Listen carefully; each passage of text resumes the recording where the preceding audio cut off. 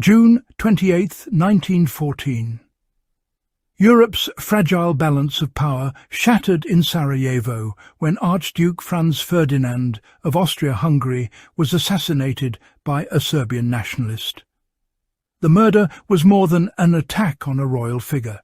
It was an explosion at the centre of an already unstable continent. Nationalism, imperial ambition and military rivalry had pushed Europe toward the brink for decades, and this single act triggered the collapse of diplomacy.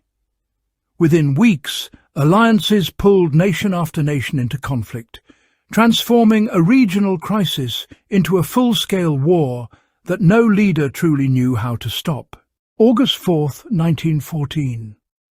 Germany's invasion of neutral Belgium marked the point of no return. Britain declared war the same day, and Europe's great powers were now fully committed. Mobilization plans unfolded with mechanical precision as millions of soldiers marched toward the front lines, many believing the war would be over by Christmas. Instead, rapid offensives failed, and the reality of industrial warfare set in. Railways, factories, and entire economies were redirected toward destruction, signaling the birth of modern total war. December the 25th, 1914. Along the frozen trenches of the Western Front, something extraordinary occurred.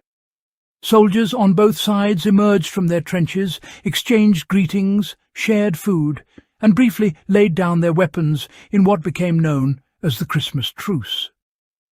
For a moment, humanity broke through the machinery of war. Yet this fragile peace was temporary. Orders soon forced soldiers back into the trenches, where the war continued with even greater brutality, proving that individual compassion could not overcome political decisions made far from the battlefield. April 6, 1917. The United States formally entered the war, shifting the global balance of power. Years of submarine attacks on American ships and the exposure of German diplomatic threats pushed the nation into the conflict. While American troops would take time to arrive in large numbers, their industrial capacity and manpower brought renewed hope to the exhausted Allied forces. At the same time, Russia, weakened by revolution and internal collapse, was moving toward withdrawal, dramatically altering the war's dynamics. November 11th, 1918. At the 11th hour of the 11th day of the 11th month, the guns fell silent. After 4 years of unprecedented destruction, World War I came to an end.